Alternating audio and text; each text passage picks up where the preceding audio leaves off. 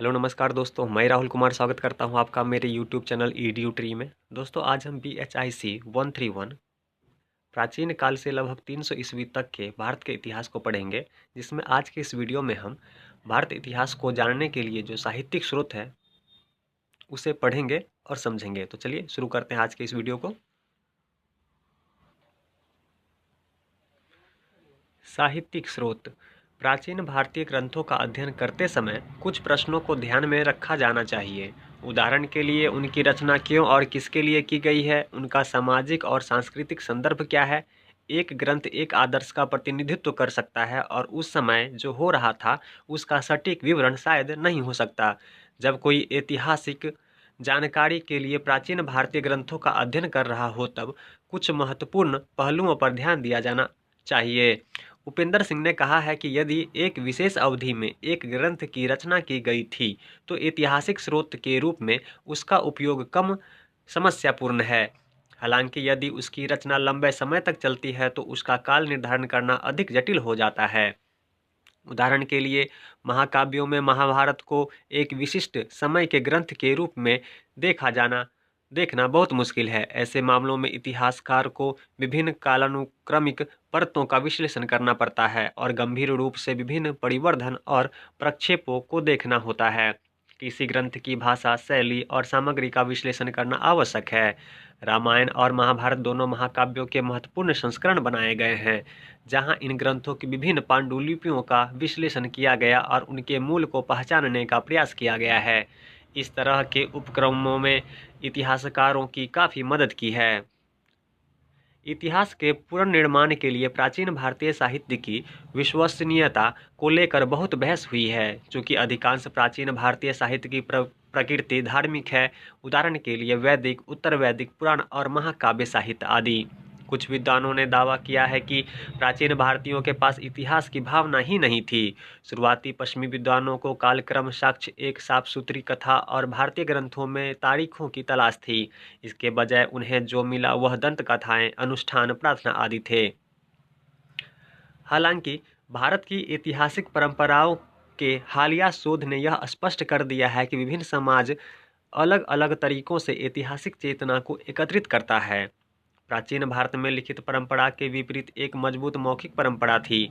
उसमें हमें जो ऐतिहासिक चेतना झलकती है वह एक स्थापित चेतना थी जिसका विश्लेषण किया जाना मुश्किल था।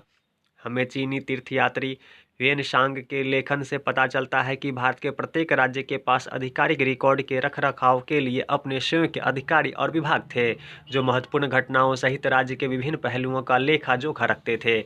उसके बाद यह प्रथा लंबे समय तक जारी रही, जैसा कि बड़ी संख्या में भूमि अनुदानों और स्थानीय ऐतिहासिक लेखों में देखा जा सकता है, जो राजाओं की वंशावली और उनके कई पुण्य कार्यों को प्रकाशित करते हैं। चूँकि अधिकांश प्रारंभिक भारतीय साहित्य में धर्म, ब्रह्मांड विज्ञान, जादू, अनुष्ठान, प्रार्थना और पौराणिक कथाओं से भरा हुआ है, इसलिए इन ग्रंथों के साथ काल निर्धारण से जुड़ी समस्याएं हैं। ऐसा इसलिए है क्योंकि उनकी रचना और संकलन की अवधि में एक व्यापक अंतर होता है। वे ईश्वरीय मीमांसा जैसे विषय से संबंध रखते हैं, इसलिए उन्हें ऐतिहासिक परिप्रेक्ष्य से समझना मुश्किल है। वेद, उपनिषद, ब्राह्मण शास्त्र, साहित्य, सूत्र, पुराण आदि मोटे तौर पर धार्मिक विषयों से संबंधित हैं। हालांकि इन सीमाओं के बावजूद ऐसे ग्रंथ को अतीत को समझने के लिए फलदायी रूप से इस्तेमाल किया गया है। अब हम भारतीय इतिहास के स्रोत के रूप में प्राचीन भारतीय साहित्य की इन विभिन्न श्रेणियों का अध्ययन करेंगे। वैदिक साहित्य। भारतीय उपमहाद्वीप का सबसे पहला साहित्य वैदिक साहित्य है। वेद शब्द संस्कृत मूल के विद शब्द से बना है, जिसका अर्थ है जानने के लिए। वेद का अर्थ है ज्ञान। वेद मौखिक साहित्य में उत्कृष्ट है। उन्हें पारंपरिक रूप से श्रुति यानी सुना या प्रकट ग्रंथों के रूप में माना जाता है। कहा जाता है कि शब्द सबसे पहले मनुष्य के कानों में भगवान ब्रह्मा द्वारा कहे गए हैं। स्मरण के रूप में उन्हें एक पीढ़ी से दूसरी पीढ़ी को सौंप दिया गया। वैदिक साहित्य शास्त्रीय संस्कृत से अलग भाषा में है। इसे वैदिक संस्कृत कहा जाता है। इसकी शब्दावली में अर्थों की एक विस्तृत श्रृंखला और इसमें विभिन्न व्याकरणिक उपयोग हैं। इसमें उच्चारण की एक विशिष्ट प्रक्रिया है। जोड़ देने से शब्दों का अर्थ बदल जाता है। यही कारण है कि वेदों के उच्चारण की विधा की सुरक्षा और संरक्षण के लिए एक विस्तृत साधन का विकास किया गया। धन, जट और अन्य प्रकार के पाठों के माध्यम से हम न केवल मंत्रों के अर्थ को निर्धारित कर सकते हैं, बल्कि उन मूल स्वर को भी सुन सकते हैं जिनमें ये हजारों साल पहले गाए गए थे। इन पाठों के कारण वेदों में कोई प्रक्षेप संभव नहीं था, क्योंकि मौखिक प्रसारण पर जोर दिया गया था। वैदिक साहित्य 3 रूप से वर्गीकृत हैं: संहिता या संग्रह अर्थात भजनों, प्रार्थनाओं, मंत्रोच्चारण, मंगल कामना, बलिदान के सूत्र और निम्नलिखित 4 वैदिक संहिताएं हमें ज्ञात हैं। ऋग्वेद संहिता। ऋग्वेद का संग्रह यह प्रशंसा के गीतों का ज्ञान है। इसमें 1028 सूक्त हैं जो 10 पुस्तकों यानी मंडल में संकलित हैं। मंडल 2 से मंडल 7 प्रारंभिक तिथि के हैं और मंडल 1, 8, 9 और 10 के बाद के हैं। वे प्रथाओं, सामाजिक मापदंडों और संरचनाओं से संबंधित विभिन्न मुद्दों से निपटते हैं। ऋग्वेद की अनुष्ठानिक सामग्री के बावजूद इतिहासकार पशुपालन, अर्थव्यवस्था, कबीले के प्रमुख, विष की स्थिति, भाग और बलि, सामाजिक वर्गों जैसे विषयों को सफलतापूर्वक प्रस्तुत करते हैं। अथर्ववेद संहिता। इसकी 20 पुस्तकों में से कई विषयों को समाहित किया गया है, जिनमें से पहले 7 मुख्य रूप से कविताओं, मंत्रों और छंदों से संबंधित हैं। इनमें से कुछ लाभार्थियों द्वारा बोले जाते हैं, जो उनकी ओर से विभिन्न बीमारियों और चोटों को ठीक करने के लिए व उपचार के लिए बोले जाते थे। 13 से 18 पुस्तकों संस्कारों पर प्रकाश डालती है, जैसी सीखने, विवाह और अंत्येष्टि में प्रवेश के लिए आदि। इसमें शाही अनुष्ठान और दरबार पुजारियों के कर्तव्यों को भी शामिल किया गया है। इस प्रकार इसकी सामग्री का अध्ययन वैदिक काल के सामाजिक सांस्कृतिक कार्यों की जानकारी प्राप्त करने के लिए किया जाता है। एक महत्वपूर्ण खंड दवा के रूप में जड़ी बूटियों और प्राकृतिक व्युत्पन्न औषधि के बारे में भी बात करता है। सामदेव संहिता। सामदेव का संग्रह अर्थात गीतों या धुनों का ज्ञान। भारतीय शास्त्रीय संगीत की जड़ें सामवेद के ध्वनि संगीत विशेष रूप से मंत्रों की संरचना और सिद्धांतों पर आधारित हैं। इन्हें कभी कभी ऋग्वेद के संगीत संस्करण के रूप में भी जाना जाता है, क्योंकि संगीत की रचनात्मकता और मधुरता 75 छंदों में परिलक्षित होती है, बाकी ऋग्वेद से उधार लिए गए हैं। इसमें वीणा जैसे उपकरणों का भी उल्लेख है। विभिन्न वाद्य यंत्रों को बजाने के नियम और सुझाव को एक अलग संकलन में संकलित किया गया है, जिसे गंधर्व वेद के नाम से जाना जाता है, जो एक उपवेद है, सामवेद का पूरक या परिशिष्ट। यजुर्वेद संहिता। यजुर्वेद का संग्रह पूजा अनुष्ठानों के लिए यज्ञ सूत्रों का संकलन है।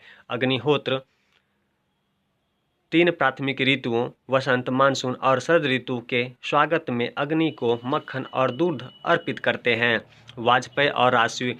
एक राजा और उसके राज्याभिषेक पर क्रमशः मक्खन और सुरा, एक मादक पेय, अग्नि को अर्पण करके अग्निचयन, वेदी और चूल्हा बनाने के लिए मंत्रों का उच्चारण आदि के लिए मंत्रों का संकलन है। यह कृषि, आर्थिक और सामाजिक जीवन पर भी महत्वपूर्ण जानकारी देता है।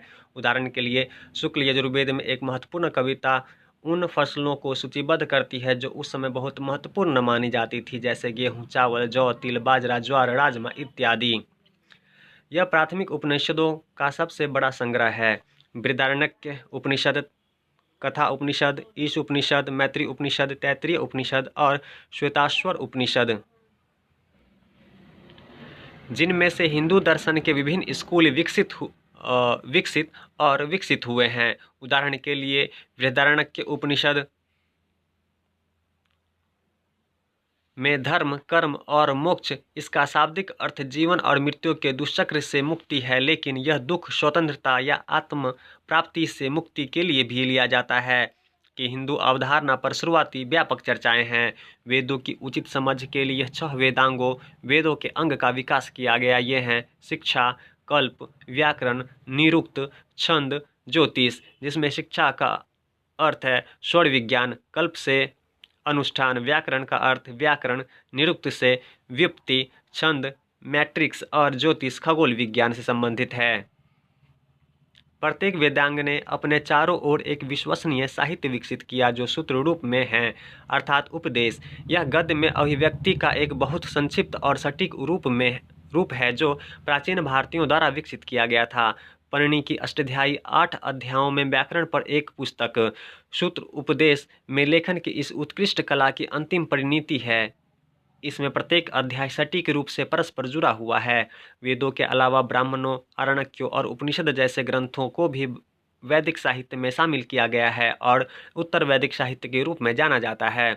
ब्राह्मण ग्रंथ वैदिक अनुष्ठानों पर विस्तार से बताते हैं और आरण्यक और उपनिषद विभिन्न आध्यात्मिक और दार्शनिक समस्याओं पर प्रवचन देते हैं। ब्राह्मण ये विस्तृत गद्य ग्रंथ हैं जिसमें धार्मिक विषय होते हैं, विशेष रूप से बलिदान पर टिप्पणियों और बलिदान संस्करण और समारोह के व्यवहारिक या रहस्यमय महत्व। आरण्यक और उपनिषद। आरण्यक वेदों के अनुष्ठानों, बलिदानों से जुड़ी व्याप्ति, पहचान, चर्चा, विवरण और व्याख्याओं का प्रतिनिधित्व करते हैं ताकि उनका उचित प्रदर्शन किया जा सके। उदाहरण के लिए ऐतरेय आरण्यक में स्पष्ट है कि वेद का पालन करने वाले और देवताओं को सही ढंग से बलिदान करने वाले व्यक्ति देवों के निवास के अधिकारी हैं, जबकि उनका उल्लंघन करने वाले को सरीसृपों, कीड़ों आदि के अस्तित्व की निचली दुनिया प्राप्त होती है। तैत्तिरीय आरण्यक के अध्याय को प्रसिद्ध रूप से सूर्य नमस्कार अध्याय कहा जाता है, जिसे बाद में योग सूत्र में वर्णित किया गया। इसके अतिरिक्त आरण्यक के जीवन के गहरे दर्शन में एक अंतर्दृष्टि भी प्रदान करते हैं।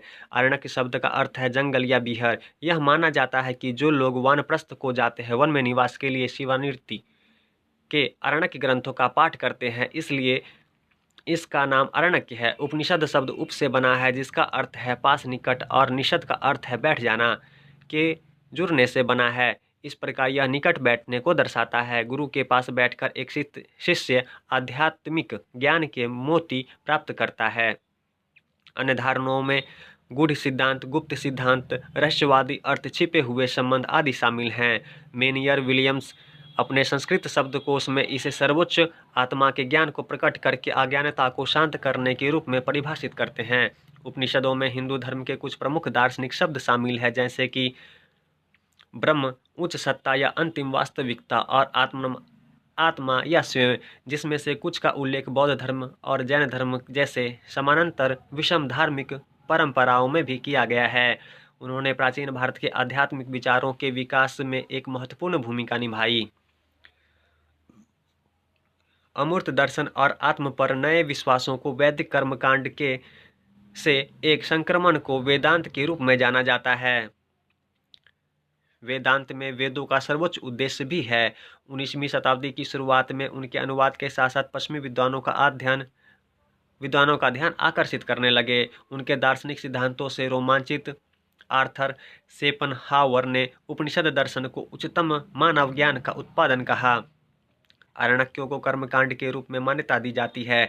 कर्मकांड क्रिया या वैदिक साहित्य के यज्ञ खंड या बाह्य यज्ञ अनुष्ठानों को सूचित करता है, जबकि उपनिषदों को ज्ञान कांड, ज्ञान उत्पादन या वैदिक साहित्य के आध्यात्मिक खंड के रूप में आंतरिक दार्शनिक सिद्धांतों के रूप में सूचित किया जाता है। वसुधैव कुटुंबकम। संस्कृत में वसुधैव कुटुंबकम का अर्थ है दुनिया एक परिवार है। यह भारत की संसद के प्रवेश द्वार पर अंकित है और इसे महाउपनिषद से लिया गया है। वसुधा का अर्थ है पृथ्वी से, एव का अर्थ है वास्तव, और कुटुंबकम का अर्थ है परिवार। इसका उपयोग इस श्लोक में किया गया है जो एक ऐसे व्यक्ति की विशेषताओं का वर्णन करती है जिसने आध्यात्मिक उत्थान के उच्चतम स्तर को प्राप्त किया है और जो भौतिक संपत्ति और प्रलोभनों में जकड़े बिना अपने संस्कारी कर्तव्यों में भाग लेने में सक्षम है। यह माना जाता है कि गांधी के समग्र विकास की दृष्टि जीवन के सभी रूपों के लिए सम्मान और अतिथि देवो भव। यह भारतीय मूल प्रणाली में अतिथि मेजबान संबंधों की गतिशीलता का प्रतिनिधित्व करने वाला एक मंत्र है, जिसका शाब्दिक अर्थ है अतिथि देवता है। भारतीय आतिथ्य का प्रदर्शन करने वाला एक केंद्रीय विचार है। इसे तैत्तिरीय उपनिषद से लिया गया है। पारंपरिक हिंदू धर्म में किसी एक देवता की पूजा में 5 चरण पंचोपचार पूजा शामिल होते हैं, जो मेहमानों का स्वागत करते समय माने जाने वाली 5 औपचारिकताएं होती है। सुगंध प्रदान करना, दीप जलाना, तर्पण अर्पित करना, तिलक और फूल पुष्प अर्पण करना। सत्यमेव जयते। इसे सत्य की विजय केवल सत्य विजित है के रूप में अनुदित किया गया है। सत्य अजय है, सत्य सत्य है मुंडक उपनिषद से लिया गया है। एक वाक्यांश है। एक नारे के रूप में इसे लोकप्रिय बनाया गया और 1918 में भारतीय राष्ट्रीय कांग्रेस के अध्यक्ष के रूप में पंडित मदन मोहन मालवीय द्वारा व्यापक राष्ट्रीय उपयोग में लाया गया। इसे स्वतंत्रता के अवसर पर भारत का राष्ट्रीय आदर्श वाक्य घोषित किया गया था। यह हमारे राष्ट्रीय प्रतीक में अशोक चक्र पर अंकित है। हम इसे भारतीय मुद्रा के अग्रभाग पर भी पाते हैं। संपूर्ण वैदिक साहित्य को ईश्वर द्वारा प्रकट किया गया माना जाता है और इसलिए इसे पवित्र माना जाता है। कालक्रम में 1000 साल तक फैला है। कुछ हिस्सों जिसमें पहले की अवधि और कुछ बाद की अवधि हैं। ऋग्वेद भारत का सबसे पुराना ग्रंथ है। ऋग्वेद की पुस्तकें दूसरी और सातवीं सबसे प्राचीन है और इन्हें पारिवारिक पुस्तकें भी कहा जाता है, क्योंकि प्रत्येक को ऋषियों के एक विशेष परिवार द्वारा परंपरा के अनुसार बताया रचित किया गया। जब हम प्रारंभिक वैदिक साहित्य का उल्लेख करते हैं तो हम अनिवार्य रूप से ऋग्वेद की पुस्तकों दूसरी और सातवीं का उल्लेख करते हैं। माना जाता है कि 1500 से 1000 BCE में इसकी रचना की गई थी। उत्तर वैदिक साहित्य में ऋग्वेद की पुस्तकें 1 7वीं 9वीं और 10वीं शामिल हैं। सामवेद, यजुर्वेद, अथर्ववेद, ब्राह्मण, आरण्यक और उपनिषद ये लगभग 1000 से 500 BCE के बीच रचे गए थे। हालांकि अधिकांश वैदिक साहित्य में गीत, प्रार्थना, धर्मशास्त्रीय और धार्मिक मामले शामिल हैं, लेकिन इनका उपयोग इतिहासकारों ने राजनीतिक, धार्मिक और सामाजिक सामग्री को इकट्ठा करने के लिए किया है। ऋग्वेद में एक पशुपालन पूर्व वर्ग समाज से कृषि वर्ग जाति समाज को और संक्रमण और उत्तर वैदिक काल में राजनीतिक क्षेत्रों के निर्माण जैसी प्रक्रियाओं की जानकारी इन ग्रंथों से प्राप्त हुई है। ग्रंथों की एक श्रेणी और है सूत्र। यह वैदिक साहित्य के बाद का हिस्सा है। इन्हें सुने ग्रंथों के बजाय स्मरण अथवा स्मृति के रूप में वर्गीकृत किया गया है। ये महान ऋषियों द्वारा रचे गए थे, हालांकि वे अपने आप में आधिकारिक माने जाते हैं। सूत्र ग्रंथ लगभग 600 से 300 BCE कर्मकांड पर आधारित हैं। इसमें शामिल हैं श्रौत सूत्र, महान बलिदानों को करने के नियम, गेह सूत्र, दैनिक जीवन के सरल समारोह और बलिदानों के लिए दिशा निर्देश शामिल हैं। धर्म सूत्र, ये आध्यात्मिक और गैर धार्मिक कानून के निर्देशों की पुस्तकें हैं। सबसे पुरानी कानून पुस्तकें हैं। धर्म सूत्र और स्मृति लेख आम जनता और शासकों के लिए नियम और कानून हैं। उन्हें आधुनिक अर्थों में संविधान के रूप में प्राचीन भारतीय राजनीति और समाज के लिए कानून की किताबें कहा जाता है। इन्हें धर्मशास्त्र भी कहा जाता है। वे लगभग 600 BCE और से 200 BCE के बीच संकलित थे। उनमें से मनुस्मृति प्रमुख है। सूत्रों के बाद के ग्रंथ स्मृति ग्रंथ के रूप में है, जो निम्नलिखित हैं: मनुस्मृति, नारद स्मृति और याज्ञवल्क्य स्मृति। ये लगभग 200 BCE और 900 CE के बीच रचे गए थे। वे विभिन्न वर्णों के साथ साथ राजाओं और उनके अधिकारों के कर्तव्यों के बारे में उल्लेख करते हैं। इनमें शादी और संपत्ति के लिए नियम तय किए गए। इसमें चोरी, हमले, हत्या, व्यभिचार आदि के लिए व्यक्तियों को दंड का भी विधान है।